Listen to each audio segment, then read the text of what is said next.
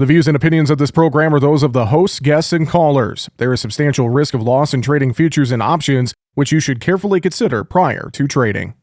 Make sure to subscribe to the Market Talk YouTube channel. You can watch our latest interviews with top market analysts in the country, find bonus content, and much more. It's easy. Just go to youtube.com/@MarketTalkAg and hit the subscribe button. Or you can search for Market Talk Ag on YouTube.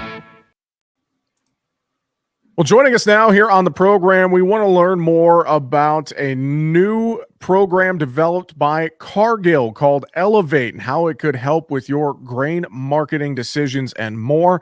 And joining us to have a conversation about that and what we're watching in the markets, Jenna Severs with Cargill is joining us here today on the show. Jenna, thanks for the time. Really appreciate it. Hope you're doing well. Thanks, Jesse. Yes, glad to be here.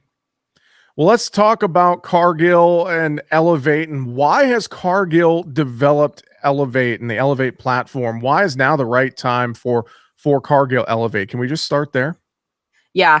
As you know, Jesse, the markets have not been friendly this year in comparison to what we've been dealing with the past, 3 to 4 years of market opportunity for producers to be able to manage their risk and also price at a profitable level. And so in today's current market environment, we have seen that need from the producer of that information, different ways they can market their grain. Maybe that's not traditional cash sales. And so what we're looking at to do with Elevate is, one, provide that information through our Cargill Elevate Market Insights. And with that, a producer can sign up for free, get information first thing in the morning and in the afternoon, one being in a podcast style similar to this, where that information is sent directly to their phone where they don't have to spend time out of their day to go find it. And then also with that, we have our Elevate products solutions. And with that, like I mentioned, cash is great sometimes, but sometimes you're looking for that little extra, whatever it may be, whether it's price protection, maybe it's an enhancement of some sort to current levels.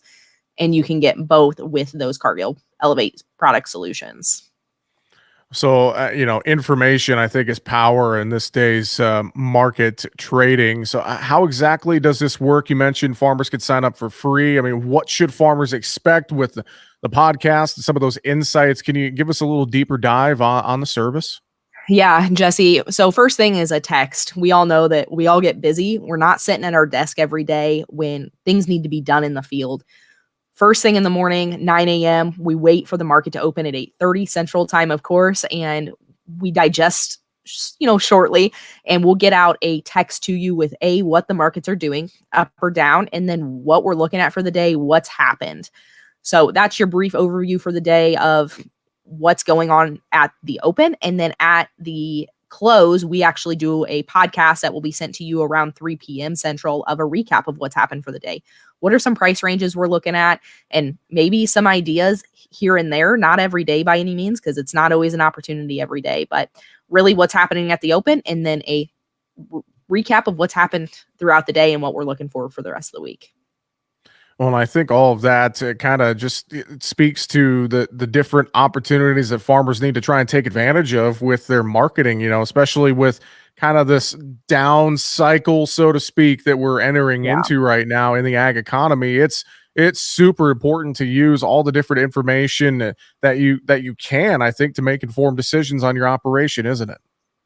Very much so. We all have a lot of decisions to make every day, let alone selling your grain every day on your operations. Decision fatigue is a thing, especially, if you've got a family, you definitely know decision fatigue is a thing. And so we try to take that off of the producer and just be that partner with them. The next thing we have coming out actually is Elevate Plus this summer. So be on the lookout for that. That actually goes more in depth, where there's actually cash recommendations that we will have with that, which really is that next level of slight auto steer, but you still have that full control. Every producer is different. Every operation is different. You may sell at slightly different times, but it gives you that guidance of when to be looking and gives you that alert, if you will, to be looking to make that sale when that time is right. Well, and when that time is right, I know a lot of producers have been watching these markets here the last few weeks. I just want to talk to you a little bit about this current grain market outlook. I know we got some very important reports here at the end of the month with quarterly grain stocks, prospective plantings. To me, it feels like this grain market's largely kind of gone sideways here ahead of that report. I guess if we're take it a broad brush stroke, what are some of the things you're thinking about here in this current grain market environment right now, Jenna?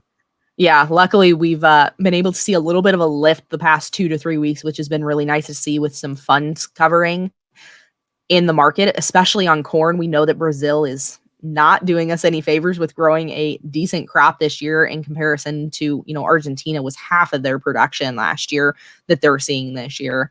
And that's really put us a little bit of a damper on the market per se. But as we work into the prospective planting and the quarterly stocks, as you mentioned, on March 28th, really going to be looking to see what those acres come out at. We know that the USDA Outlook put out their numbers where they've got 91 million acres on corn. And the question is the street higher? And it feels like they're expecting corn to be slightly higher. We saw 94.6 million acres last year. We know that when you look at what's penciling, it's probably beans, but the U.S. farmer loves to plant corn. And so at the end of the day, the question is where do those acres come out at? Beans right now are at 87.5 from the USDA Outlook of what they're expecting. However, the street's looking at maybe something a little bit lower. So that's the big question. As of today, we don't have a lot of numbers out from analysts or anything, but we'll know for sure on March 28th what the USDA is going to put out. And we have to market around that. And that's always the biggest thing with these USDA reports.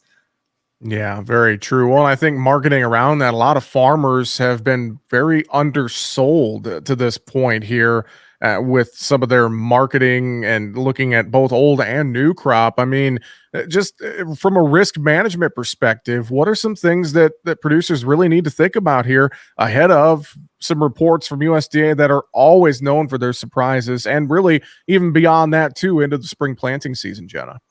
Yeah, these big reports usually in March and June are known for a little bit of volatility, if you will. And with that, as a producer, it's always really good to know what your break even is. Old crop, it's really easy to know what your break even is. Everything's done and said for, right?